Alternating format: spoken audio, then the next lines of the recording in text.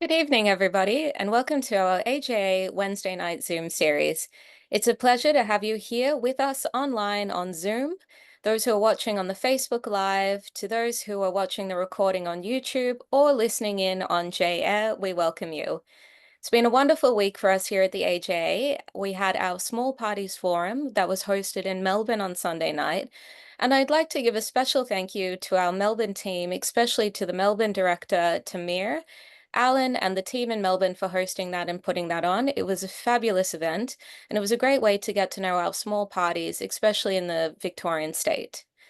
Tonight we have another small party, the Libertarian Perspective, hate speech laws with the Honorary John Ruddick MP. Federal and state Labor governments have rushed through hate speech laws and claim they are doing it to protect the Jewish community. The Libertarian Party says these laws are an attack on free speech. John Ruddick is a member of the New South Wales Parliament for the Libertarian Party. Thank you so much for joining us, and please welcome John Ruddick. Thanks very much for having me, Tanil. Thank you, Tanil. And just before we start, so it's going to be a very exciting talk. I'll say just as a disclaimer, AJ and the Libertarians would agree on a lot about these laws, but there's a couple of areas where we're not exactly the same. So it'll be interesting to hear the Libertarian perspective. Just before we go to John, we'll say that John is, as Neil mentioned, a Libertarian member of the New South Wales Parliament, the first ever Libertarian member of the New South Wales Parliament. And maybe we'll start by hearing a bit about John's personal story. Amongst other things, he's one of the foremost advocates for freedom of speech in this country, but he wasn't always in the Libertarian Party. He was in the Liberal Party at one stage, so maybe that's a good way to start. Look, I grew up in the country, and my father was a local journalist in Tamworth, and my parents, would often read newspapers probably more than most people, watch the news more than most people, and I was very interested in politics from a very young age. Now then, all through the 1980s, my parents were telling me Margaret Thatcher's fantastic, Ronald Reagan's fantastic, capitalism is fantastic, the communists are bad, and that was my direction. And then when I was 19 years old, I wake up one morning and I see the Berlin Wall has fallen over. And then 2 years later, I see that people have risen up in the Soviet Union and they've overthrown, under Yeltsin, they rose up and they overthrew the Soviet Union. I thought, gee, well, everything my parents taught me was correct. So by this stage, I was a student at Sydney University, studying history predominantly. And I thought, well, free markets and democracy and capitalism and the American way does make humans more successful and more happy. So I thought, well, I'm going to join the Liberal Party. Now, I was expecting to meet other young liberals who were sort of very into history and philosophy and ideas, but in fact, what it is with these major parties, it's when you're an activist in these parties, it's not about ideas, it's almost like mafia gangs. These factions are constantly at war over it's all about trying to get people into parliament, and it deters a lot of good people. So I had really sort of I was a staffer at the Howard government, and then I was disappointed to see where the New South Wales Liberal Party, the direction it was heading in, and I thought, look, it needs fundamental change. We need to bring democracy to the internal workings of the Liberal Party.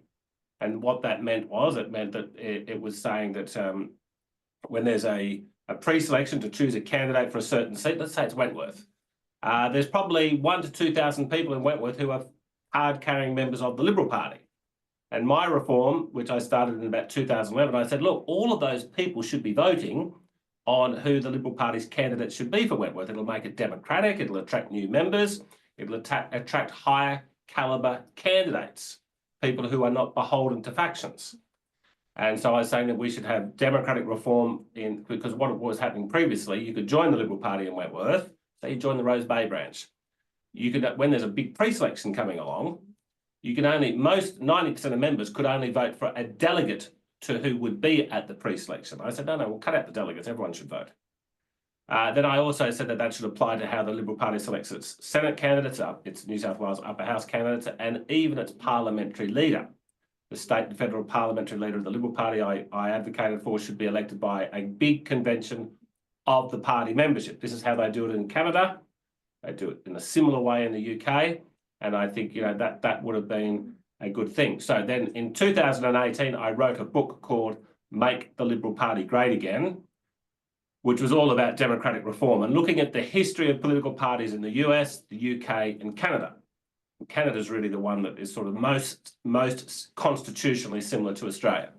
And when I wrote that book, Scott Morrison was opposed to it because he wouldn't have become the Prime Minister if the membership could have voted. They would have voted for somebody else. They probably would have voted for Tony Abbott if the members could vote. But when I came out with that book, I said to myself, this is going to take 10 years of agitation within the Liberal Party to bring about this really great historic reform. And I said, I will just wear them out. Morrison won't be around forever. I will outlive them. It's easy to campaign inside a political party saying you want more democracy because the members are on your side. However, in 2021, I left the Liberal Party. I gave up on it. I said, we're not going to make it great again because of three things. COVID extremism, like just over the top, brought to us by Liberal Party, government, state and federal, and all the forcing vaccines on people, warp speed vaccines, which I didn't like. Then the Liberal Party, throughout our history, has generally been pretty good at balancing the books. Morrison got us into $1 trillion worth of debt, okay, over a bad flu. Okay, well, it was already $500 billion before COVID. And then, of course, the Liberal Party won the 2019 election because of skepticism towards the global warming orthodoxy. And then Morrison wins, and then he goes and signs out, signs up to all of this fairy tale called the renewable energy revolution, which I consider to be almost a death cult. And so that's when I said, well, look, there is 3 strikes and you're out, Liberal Party. There's no coming. If you've failed these 3 tests, then, I need to put my political energy into somewhere else. Now, I had been voting for the Libertarian Party when I first heard about them just before David Leyonhjelm got elected. And I had a big influence in my life had been Milton Friedman and Ayn Rand, who were, good advocates of very small government and freedom. And so I feel very much at home with the Libertarian Party. Then I was the Senate candidate in 2022. I was unsuccessful, but I was successful a year later in getting elected to the New South Wales Upper House. Thank you. And I mean, moving now into the topic for tonight. So hate speech laws, we've seen them in New South Wales, in Victoria, and federally. The Victorian ones haven't passed yet, but we've seen them introduced.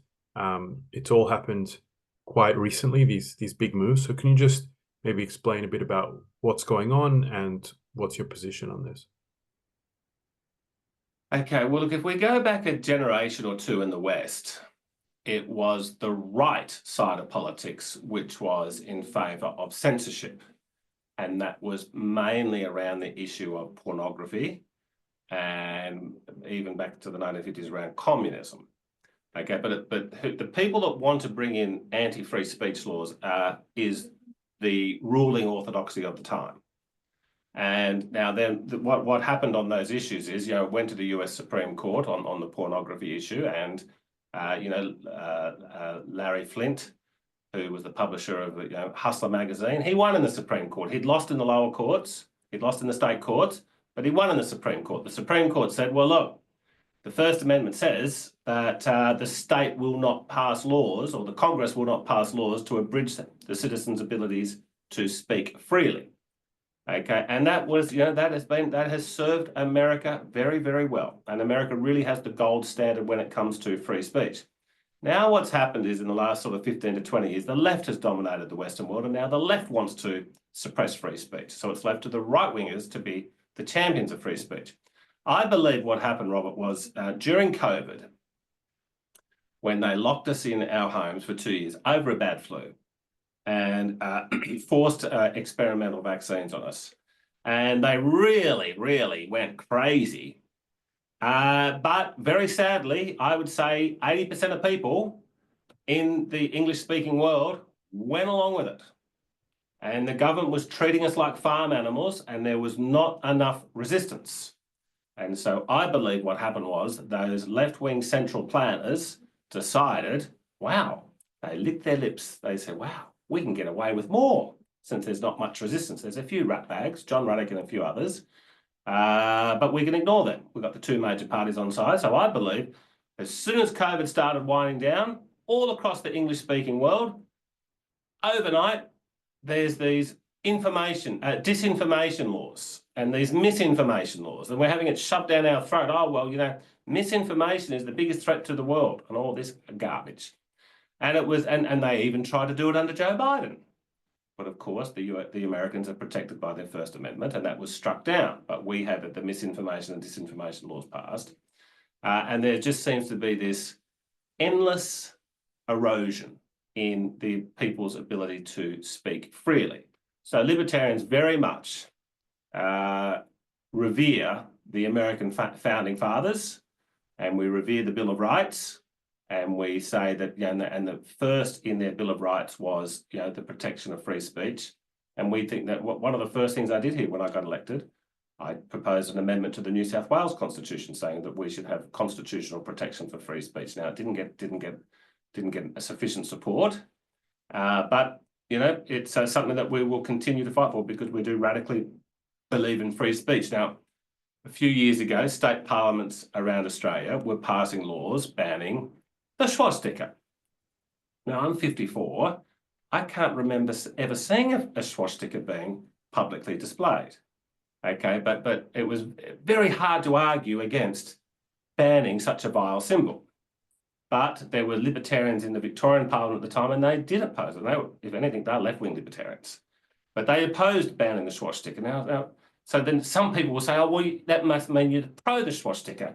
No, it doesn't mean that at all. It means that we just don't want the police, you know, going around and saying, well, this symbol is acceptable and that symbol is not acceptable. Now, since I hadn't seen anybody ever publicly display a swastika, I never heard anybody say it's a problem.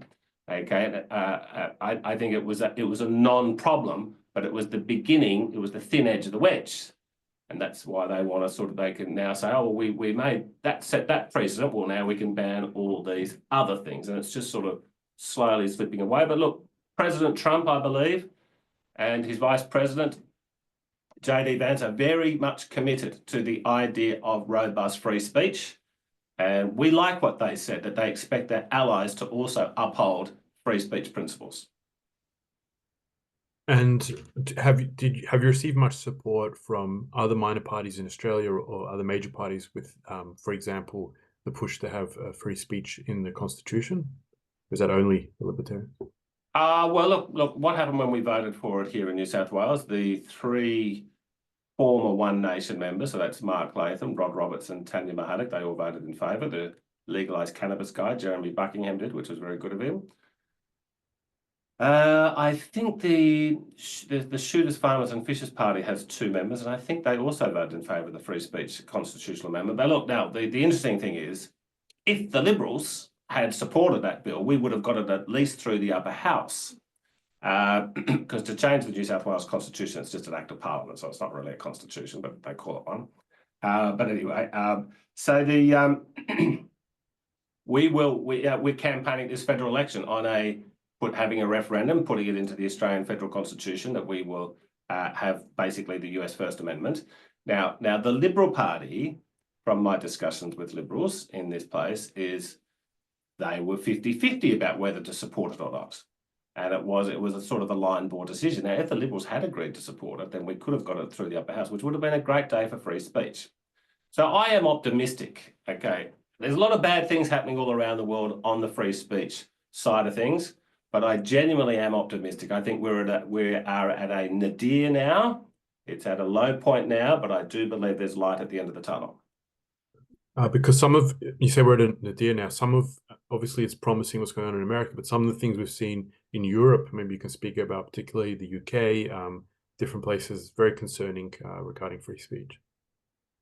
Okay, well, you are 100% right about that, Robert. It is alarming what we're seeing in many parts of Europe, particularly Western Europe and Northern Europe. Now, why I am optimistic is that in 1979, Britain elected a new Prime Minister, Margaret Thatcher, and she had an agenda of radical free market reforms, privatisations, and all these good things that libertarians believe in.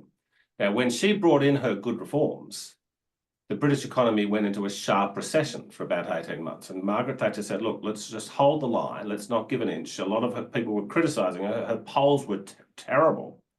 But she said, look, these reforms will bear fruit. Let's just give them time. The free market will work. And then we get to the mid-1980s and everyone's saying, oh, wow, Margaret Thatcher's economic policy works brilliantly. And then we had a new Prime Minister in this country elected in 1983 called Bob Hawke, who used to be a trade union leader. He'd had the benefit of seeing 4 years of Thatcherism. And Hawke comes along, he didn't campaign on all these reforms, but Hawke basically introduced Thatcherism to Australia. It wasn't quite as tough, but it was, 80% there. And it wasn't just Australia. India has had a lot of economic growth because they used to be sort of half in the Soviet camp prior to Margaret Thatcher. China used to be, go back to China in the early 1980s, and the average Chinese person was living like somebody in North Korea today. And now China introduced free market reforms and boom, boom, boom, people lifted up out of poverty. Africa, there used to be all these people starving to death in Africa on a regular basis. Famines, that was because these African republics often were too friendly with the Soviets and introduced Soviet heavy-handed state government policy. And so that was bad. But now we haven't seen a famine in Africa for a very, very long time. There was a little one in Darfur, not good, but they used to be frequent because of socialism. Well, now Africa's enjoying, we never really hear about it in the West, Africa is often enjoying 5, 6, 7% economic growth per year for about 30 years. Latin America's the same thing. So my point is it started off with Margaret Thatcher showing the world how it can work. And then within a decade or two, most of the world had followed her now, and it sort of trickled down. The success trickled down, and I believe that's going to happen with the Trump administration. Yes, bad things are still happening around the rest of the world, but America is still sort of so influential and dominant when it comes to culture and politics and economics and defense that I think that the rest of the world will start to get basically on the Trump train and we will rediscover our free speech roots. So turning to the example where you were most involved in New South Wales, I think what happened there, people might not be aware that these laws were brought in like literally in the dead of the night. Maybe you could speak a bit about what happened and also about your motion which you're bringing regarding them. Well, look, as we know, over the period of sort of December, January, every night, I wasn't away over that period, so I was watching the Channel 7 News, the Channel 9 News, okay, and what we would see, almost daily there for a while was these, vile anti-Semitic attacks, or certainly what appeared to be, okay, and so it was alarming. The media and the politicians were saying, what can we do about it? What can we do about it? And so they wanted to, Chris Minns said, oh, we're going to be tough. We're going to be tough. Anthony Albanese and Peter Dutton and everybody says, oh, we're going to be tough, tough, tough. But what can a politician do? Well, they can only sort of bring in laws. They don't have any other option. Okay, so they say, well, we're going to bring in tough laws. And so what they did, now governments are never proud to introduce legislation which says, oh, we're going to ban your right to free speech. So the government, they just sort of, 2-3 weeks ago, they just sort of rammed it through. We had to sit till 4 o'clock in the morning, and they have introduced these, they call them anti-hate speech laws. I call them anti-free speech laws. But I feel like it was all driven by politics. Now, laws should not be sort of made in the moment of a public, when the public is alarmed about something. I don't want to use the term hysteria, but like when everyone is sort of like, really freaked out by an event that just happened, we need to, every law that's ever passed is an infringement on the citizens' liberties. So we have to be very, very careful, particularly around the free speech issue, of using a current event to bring in a new law. So the government brought them in and they got through, and then we find out that a lot of these attacks, they were motivated. Look, I think I'm just basing this on media reports, but it appears as though the person who was responsible for these anti-Semitic attacks, the graffiti, the fire bombings, etc., which must have been very alarming, for a lot of people watching this podcast. So I just feel like they just sort of thought, look, we'll, the politicians would have thought, oh, we've done it. We had to do something. We had to be seen to be doing something, and now we've passed these laws, and now we can just move on. But what happened was, it appears as though that the federal police seemed quite confident that the mastermind of these attacks that were making the news a lot was a criminal who had escaped Australia. He's facing a life sentence. He has kids here. He wants to come back to Australia. He wanted to get into the good books of the police by tipping them off to say how to prevent these attacks. Okay, so now, but then it gets complicated because the guy who did it, again, based on media reports, is an anti-Semite. Okay, so so it was sort of like a confluence there. But now that that plot has been exposed, these attacks that make the news seem to have completely stopped, and that is a good thing. So, so it does appear that those attacks were related to this guy who was running a criminal con job. So how would the Libertarians combat, for example, anti-Semitism? If it's not going to be hate speech laws, what do you think should be done, if anything, to address hatred and things like that? Well, I don't think it's the business of the government to try and get hatred out of people's hearts. I think that is, and I think when the government brings in laws with that intent, I think it can actually have the reverse effect. Okay, so I mean, libertarians believe in a very, very small government. We believe in the government should really play the role of being a night watchman. So the less they do, the better. But they only want to get involved if there is like a serious, violent disturbance or something.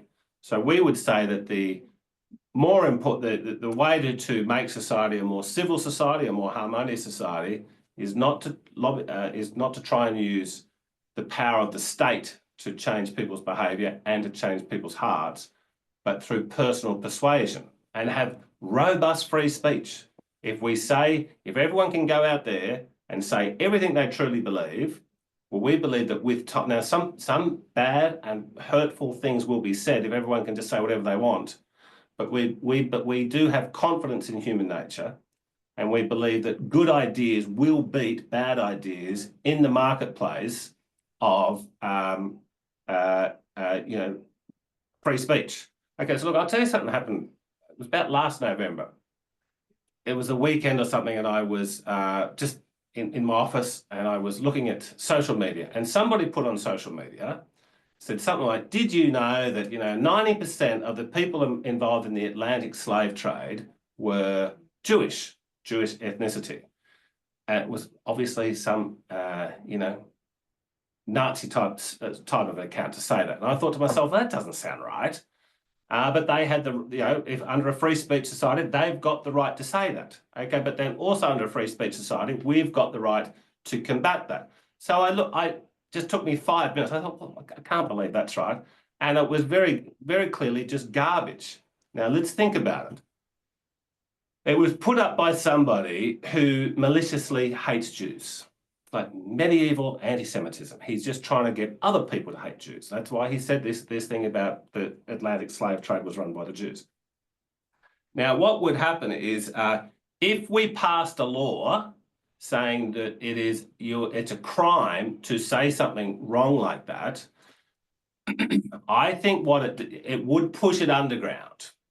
And then the people that get attracted to these sort of neo-Nazi things or jihadi things, very often males between the ages of 15 and 30, 25 maybe. Young men who might be a bit lost. Now, if the Nazis or jihadis are trying to groom somebody to join their cause, which they're trying to do all the time, they would say, hey, come down to my basement, I'll show you, it's a crime to say this. But did you know that all the Atlantic slave trade was dominated by Jews? But they say it's a crime to say it. Now that young, impressionable, mixed-up kid who's a potential recruit, it's almost going to be like forbidden fruit. He's going to say, "Oh wow, you're so right about this claim about the slave trade," and they've had to ban it. That's how important it is. It actually makes the people who believe it even more. Whereas on the other hand, if we had it like an American style society where people have got the guaranteed constitutional right to free speech, people can say garbage, and it can be corrected by truth and logic. So that is the better way. So we libertarians don't want to look at the government to change hearts and minds. We want to do it through freedom. Yeah, I have to say, that is something I've noticed since these hate speech laws. There has been actually more of an explosion of anti-Semitism, particularly on the right, where it doesn't usually occur as often as the left. So I think a lot of people are saying, oh, it's the Jews behind these laws. And it has actually sparked more, which is a bit concerning. Well, I'm disappointed to hear that, Robert, but that's making my point. So, I mean, it's unfair, it's untrue, okay, but when people will react badly when they hear that the government's bringing in laws to criminalize certain forms of speech. It does have it has a countering effect. It often goes against what they're trying to achieve. We're going to go to Q&A in a minute with Tennille. So a reminder to everyone, raise your hand if you have a question. I can see we have a lot of people with questions, which is very good.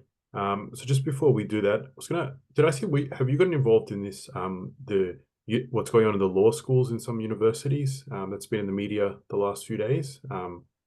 What about the welcome to country stuff? Yeah. I did speak of, excuse but you're talking about, so they're making it at Macquarie University. There was been some media reports saying that to get a law degree, you have to do this cultural Marxist course, basically, where it's like extreme, like welcome to country and acknowledgement of countries. Is that what you're talking about, or something? Exactly. Yeah, no, we spoke. Yeah, well, so it's the real Marxists, the economic Marxists, they were concerned. They wanted to divide society into the rich and the poor, and the Marxists wanted them to hate each other. Well, that didn't work. Okay, communism failed everywhere. So now what they've done is the Marxists, they've become cultural Marxists. So now they want to indoctrinate our future lawyers into just looking at the world through this prism of oppressor and oppressed. Definitely a big issue, and it's something, that we have to deal with as well. This critical theory. All right, I'm going to get Tennille to go to some Q&A. Just tell everyone David is obviously not here. People have noticed he is in Israel at the moment. He's been invited by the Israeli government for a conference to take part in an important conference against anti-Semitism. So, yeah, I'm sure he'll have lots to report from there. But over to Tennille for Q&A. Thank you, Robert. And if David was here, he'd certainly be saying now that we invite you to join AJA as a member. We ask if you can, please donate, please support us. And if you're not on our mailing list, please join our mailing list for some wonderful updates, which we give a couple of times a week, straight to your inbox. And all those links can be found on our website. All right, we'll go to our Q&A. Lots of hands up today. Alan Friedman, please unmute. Thanks, Tennille, and thanks, John. John, some years ago, the late David Irving, a notorious Holocaust denier, was denied entry to this country on that basis. And I remember Andrew Bolt criticising his decision at the time, saying that if the Jewish community can't ridicule his views using strong argument, then we're all in the wrong business. And you touched on this a few moments ago. So what do you think about denying entry to people on, quote, character grounds? Would you advocate for scrapping this approach entirely? And then it raises the question, what about the Islamic hate preachers who seem to be rather effective at garnering support for anti-Semitic ideas? Okay, well, it's very interesting about David Irving in the 1990s when he was sort of at his peak of peak of notoriety. He was going on tours around the world and he wanted to come to Australia, and he was denied a visa on the character grounds. Now at the same time, he was applying for a visa to go to Canada, and he was granted one, and there was no kerfuffle about it. Now, this is what happened. Look, Canada and Australia are twins. We have a similar population. We have a similar history. We are largely an English-speaking country, and we have the same constitution and political culture. Now, obviously, we've got a similar economy. Now we've got, but they're cold and we're hot. But besides that, we are twins. Okay. Now, but how does that relate to the David Irving situation? Because David Irving was banned by the government to come into Australia, he was on TV a lot. And it was controversial. And people who had never heard about David Irving and his views on, World War II, which, extremist, okay, his books sales went, towered over, the sales in Australia towered over the sales in Canada. You could walk down Martin Place in Australia and people who were sort of, my age or a bit more would remember the David Irving bands.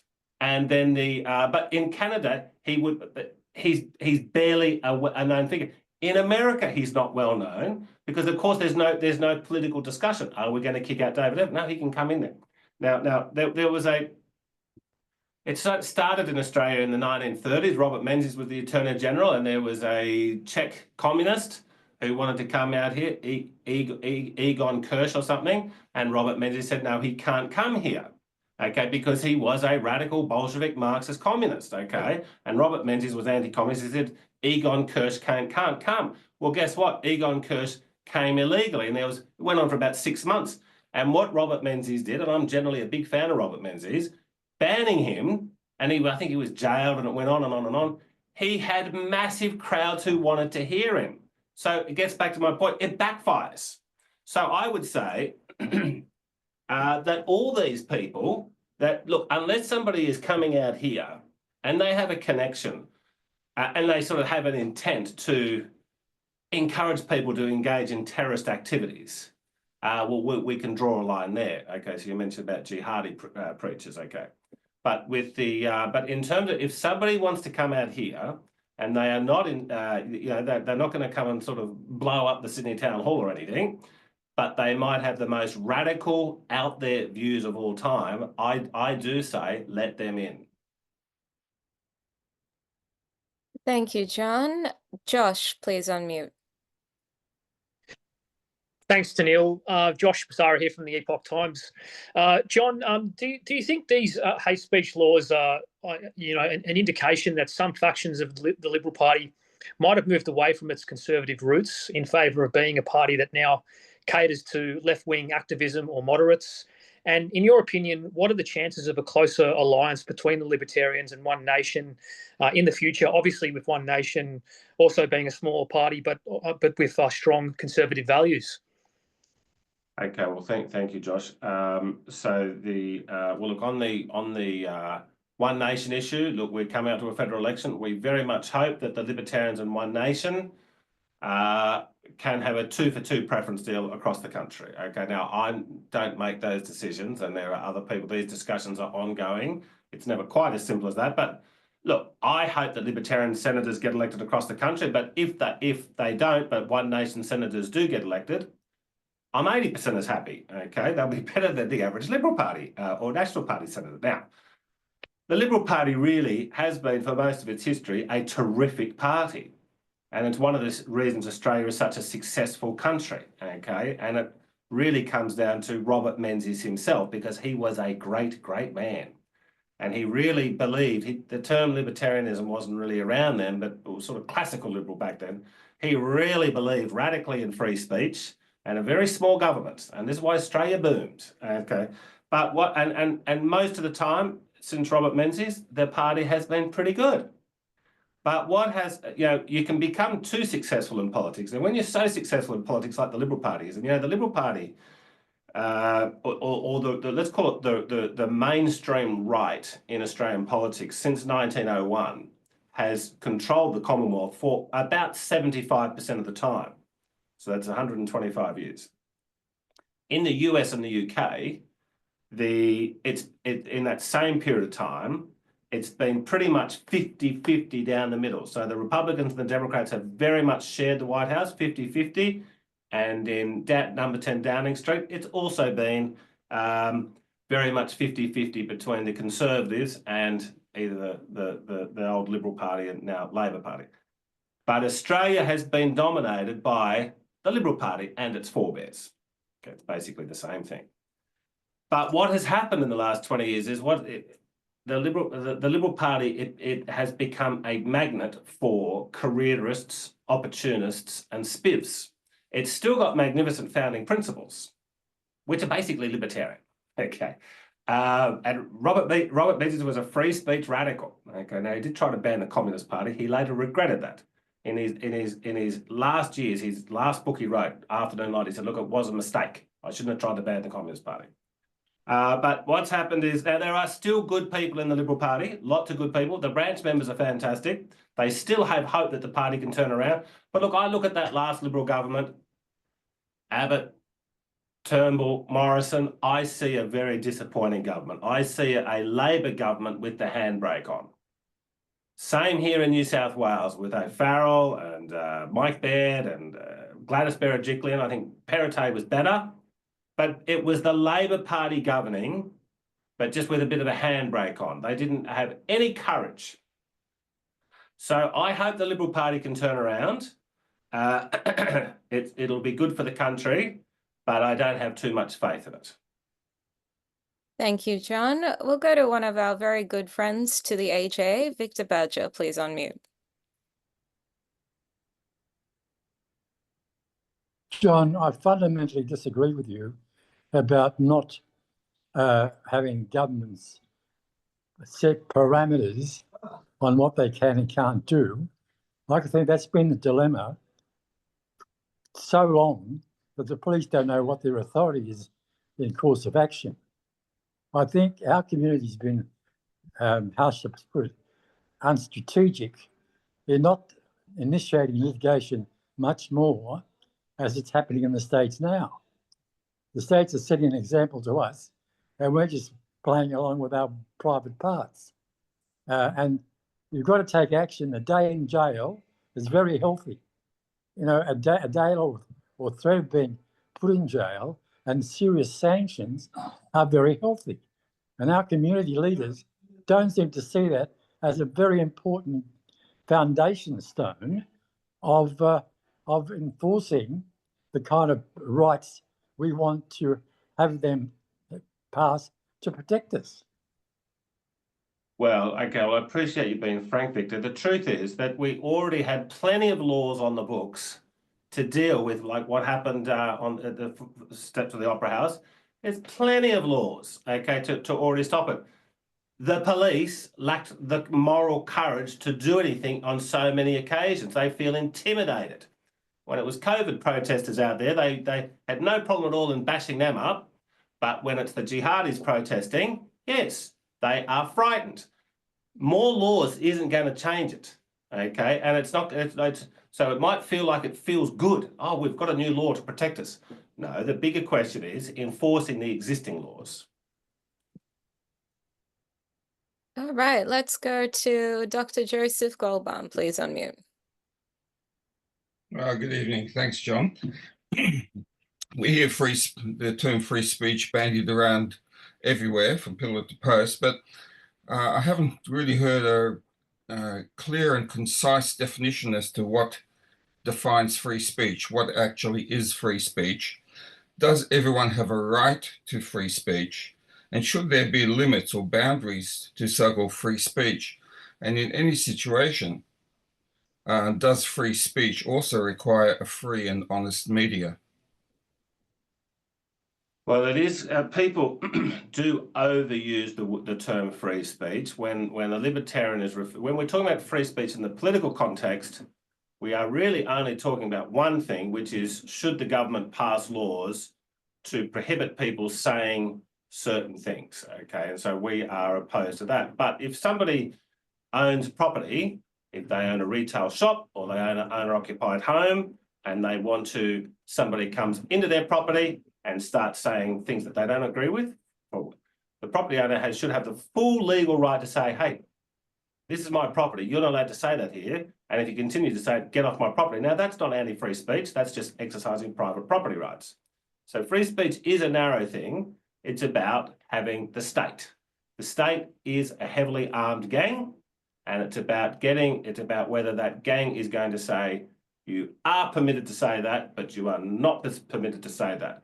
So I think you say, you think that you hear bandied about. Look, my definition of free speech is very simple. It's the US First Amendment. The Congress shall pass no laws that abridge the people's rights to speak freely. So they can't control the media. Now, until you complain about the media being unfair, yes, it is. However, we have this wonderful thing, which we're all, a platform we're all on right now, called the internet. So now the mainstream media, I believe, is fundamentally corrupt. They are mostly motivated by financial returns, and they're a business, and that's fine. We're pro-capitalism. But what's happening on the internet is, I'm sure the people that have organised tonight aren't getting paid for it, okay? I'm not getting paid for being here. We're here because we want to have a genuine, robust discussion about ideas. Now, what's happening is the internet's got a million different different forms, and lots of terrible things are said on the internet. But on balance, what it's doing is it's eroding the power of the legacy media, the corporate media. And we saw the full extent of how evil the corporate media was during COVID and how dumb they were most of the time. But no, I am optimistic that the internet is the free speech vehicle. And what it's going to do is it's going to get us further and further towards truth. Okay, now, you know, there used to be in the 1970s, 1960s, 1970s in the Western world, there used to be a lot of unusual cults, like the Hare Krishnas and the Rainbow People and a whole ton of people. And they would come and go, and some of them were pretty wacky. Some of them ended up killing themselves and doing, but a lot of them were but they were pretty wacky. Now, what had happened, and a lot of them were Christian, Hindu, all sorts of groups, okay? And it was all across the Western world. Well, Christianity Today, which is it's the name of a very respected journal in the United States called Christianity Today, they wrote an article about 20 years ago saying, where have all the cults gone? And it's true, they have largely disappeared. It's very unusual to meet someone today who says, oh, you know, my best friend just joined a cult. That used to happen in the 70s and the 80s. Why is it not happening now? Well, I believe because the cults make crazy claims. And there's and so if someone's interested in the cult, if they're sort of getting groomed to join the cult, what do? They go onto the internet and they read about it and they say, oh, okay, well, they're making, and they might see the website from a potential cult and they see a website attacking the cult. And this is what the internet has its critics. The truth is it's all making us smarter and wiser, despite many, many bad things happening on there. On balance, it's a very good thing. Thank you, John. Jeff, please unmute. Greetings. Greetings, John Ruddick. Your earlier comment about forcing certain comments underground, and I vitiate that for a simple reason. It can be, and it will be, and it inevitably would be underground anyway, because the two do not mutually exclude themselves. Those who are of the ilk of Jew hatred, they are not stopped from going underground by having their publicity unnecessarily published when it is known as being pure and simple Jew hatred. Like, for instance, would you allow someone to say that Hitler didn't kill enough Jews? Does it come under the aegis of free speech when it is obviously an opinion, obviously pure venomous hatred? So I finish my question to you this way. Would you still go with this scenario in future, suggesting that all comments are allowed, because if you don't allow them, they go underground? I eagerly await your comments. Well, okay, so obviously I would find it, you know, acutely repugnant if I was with somebody in a social setting and they said that they think that the Holocaust is a fiction. So you're saying that you think that that should be a crime. Now, I believe it should be a social crime. That person should be ostracized. That person should be attacked. But the question is, where we may disagree is, do we want the police knocking on the door of that person and threatening them with jail for simply making that statement? Now, I know that in our hearts, we may feel like that would be a good idea, but we should soberly think about it, okay? Because if we're going to get into the habit of criminalising a mere idea, despite how strongly how wrong it may be, then it does become a slippery slope. So no, I don't believe that we should criminalise that. I think that there's better ways to deal with it. I think we should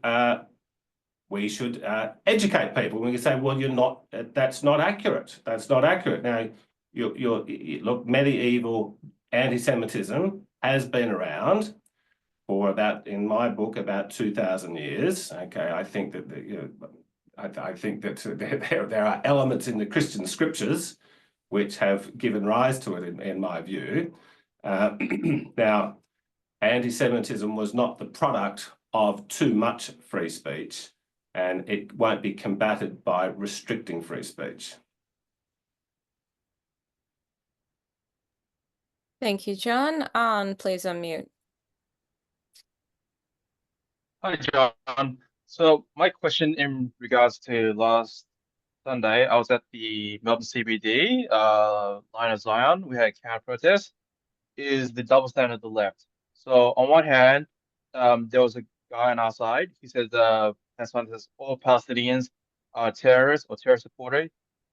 He had to remove parts of his sign off because it was offensive to the pro-Hamas, and yet they chanted the word genocide, baby killers, all Zionists are terrorists. I mean, you talk about double standard right there. And then later on, I posted a link to Tilly and a few other people. They said, but basically they said, I'll kill you, I'll kill you, I'll kill you. And yet police forced us to move, as AJA pointed out. So my question is, like, why the double standard? Do they support free speech? Because according to the Victorian Socialists, they had a protest, the right to protest. But when it came to us, we were forced to move, and we had to remove parts of our sign. And it's just, I mean, even Billboard Chris, what happened just a few days ago with him in Brisbane, were forced to remove, and yet there were hundreds of pro-Palestinian people blocking the streets earlier that week. It's like, why? Why the double standards? Seriously, why is it the left gets to say no free speech for you, but free speech for us? You can't say that because it's hate speech and bigotry, but we can call this terrorists, and then they threaten us saying, "I'll kill you, I'll kill you." Okay, John, do you want to have a go at that one? Yeah. Well, look, thank you. And look, I think I got most of what you're saying. The line wasn't perfect, but I think you were saying, you're outraged by the double standards shown by the police to various forms of protest. And you're 100% correct. It's disgusting. Now, I'll tell you what it was, okay? The police know that if they want to move on a pro-Israel protest, that 99% of the people involved in that pro-Israel protest will be peaceful, law-abiding, non-violent people, and there's no harm in sort of telling them to move on. And the cops are having a massive exit from the police force. People don't want to be cops anymore because they get asked to do so many silly things.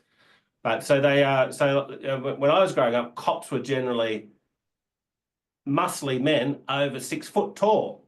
Now we've increasingly got, wimpier cops. Okay, cops used to be physically threatening. That's probably not a bad thing if you're going to have a police force. And I think that what happens is that the average cop today, it's not a case of the laws being insufficient.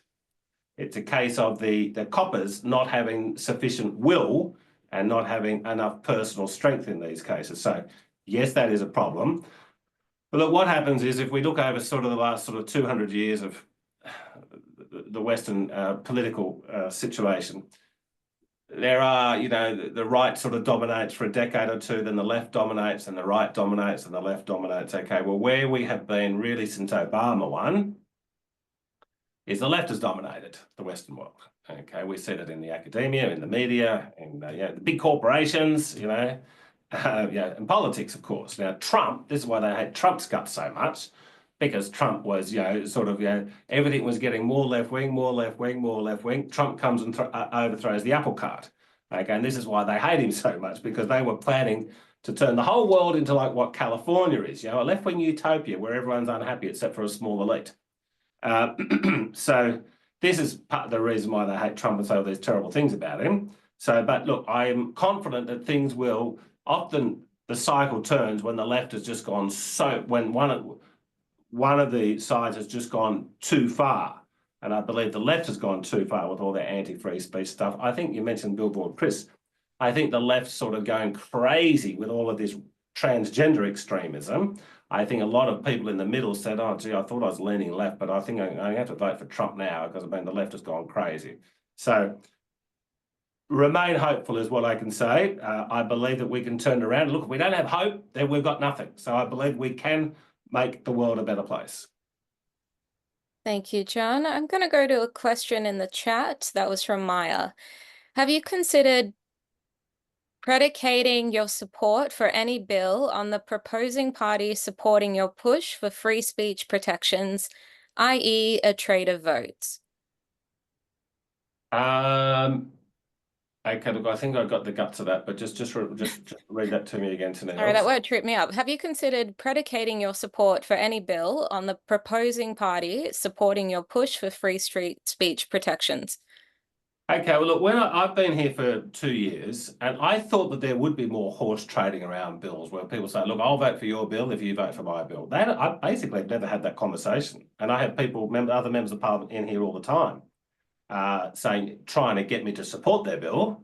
But I've never once had Liberal, Labor or any in the crossbench saying, well, John, I'll support this if you support this. And I think that people, at least in this chamber, in this parliament, the upper house in New South Wales, I think people genuinely vote for, well, if you're in the major party, you got to vote how the party boss tells you, but the crossbench, we basically vote on, it doesn't really come down to personality. It comes down to, people weigh up whether they support this bill ideologically or not. So no, I would not do that in answer to the question. I would not trade the bill, trade one vote for another vote. Thank you. Terry, please unmute. Hi, we've been talking about free speech all evening, but it strikes me that we also ought to have some sort of definition of hate speech, because hate speech and misinformation and disinformation are thrown around with some alacrity nowadays, and certain politicians want to legislate those terms. I always remember Bob Brown standing there with Julia Gillard talking about doing something about the hate media, which is basically the Murdoch press that disagreed with some of what he said. So have you got any views on what you would regard as true hate speech? Well, look, the government should not be in the business of defining hate speech because if we're going to criminalise it, someone's got to be the arbiter of what is considered hate speech and what is not considered hate speech. And that's always going to be subjective. So some people, so we don't want a bureaucrat or a politician, having that awesome power of saying you're permitted to say that, you're not permitted to say that. So now in terms of, I think I don't even really like the concept of hate speech, but it should be, we should be sort of making those judgments in our personal lives. And if somebody says something that we don't like, well, we've got the choice of either not listening to them or confronting them and try to change their opinion. But we don't want the government in the business of deciding what is hate speech. Thank you. Dina, please unmute. I'd just like to ask you, how does your position deal with incitement to violence, for example, in a mosque? Okay, thank you, Dana. Look, it is, we have had laws in this country about the incitement to violence on racial and religious grounds since, I think, 1991. Now, I'm not personally thrilled with it. Okay, so this is the example I like to use. Let's say somebody out there really hates the Parramatta Eels of the rugby league team. They're really in a mental fit about how much they hate the Parramatta Eagles for whatever reason. And they call a meeting, a public meeting, out the front of the Parramatta Stadium. And they give a big rousing speech. And they say how evil the Parramatta Eels are. And then the speaker does not say, let's go and burn down the Parramatta Stadium. But then 3 people who were so whipped up by the speech do go and burn down Parramatta Stadium. Now, do we say then is, well, who's the criminal? Well, look, under strict libertarian philosophy, we would say, look, speech is not crime. Burning down the stadium is a crime. The 3 people who burnt down the stadium should go to jail for doing that crime. Okay, now we would all, a lot of us would probably all morally believe, well, the person who was inciting the hatred, he played probably the most important role here. But what we need to sit back and think, okay, well, so if that's the case, then we're going to send police round and then arrest this guy for words. Okay, but then it comes back to the question of, well, who's going to be the politician or the bureaucrat or the commissioner or the czar who's going to say, okay, well, that's hate speech, because it's always going to be subjective. Some people are going to disagree about what hate speech is, but if we've got hate speech laws, someone's got to be the final arbiter, and that's where it does. That's what we don't like at the Libertarian Party. So we would say in that case, which I suspect you may not agree with, but I'm here to tell you, how we feel about things. We would say that under that situation, that the person who burnt down the Parramatta Stadium is the criminal, and we would want to socially ostracize the speaker. We would want to expose the speaker. We would want to attack the speaker. We would want to have a debate with the speaker and say how wrong they are, but we would not want to put them in jail for that, in this example, burning down the Parramatta Stadium. Now, Robert, it's almost 9 o'clock and I've got to go. Parliament's still sitting till 10 o'clock, so we might just take 1 or 2 more questions and I better wrap up. We actually, for our final question, because we do end exactly on time, our final question to all our guests is, how do we support you? How do we find out more information? What links can we follow if our audience is more interested in the Libertarian Party or supporting you? Thank you to that. So, okay, well, look, I guess a good way of finding out about the Libertarian Party is to go to Twitter or X these days, find my account, and my pinned tweet, the tweet right at the top, is my maiden speech. And my maiden speech just last week hit over 1 million views. Okay, and so most of these maiden speeches to Parliament, they spend the whole speech thanking people. I'd like to thank my mum and dad. I'd like to thank my God. I'd like to thank my Year 4 history teacher. I'd like to thank my music teacher. And it's all this big biography of themselves, because that's what most of them are obsessed with themselves. Okay, I used my maiden speech to really outline what the libertarian philosophy is on free speech, but on all sorts of things. Okay, so that would be a good way. Now, then we have a website, the Libertarian Party, and that has a booklet on it called What is Libertarianism? It is different. It's other political parties are out there saying they're controlling, we're having a big fight over who's going to control the state. The Libertarians say, well, look, the state's the dangerous thing. We just want to make it a hell of a lot smaller than it is. Well, that is the Honourable John Ruddick, MP. Thank you very much for joining us this evening, for presenting your views, for giving our audience a lot to think about, a lot to ponder. It was great to have lots of Q&A and interaction.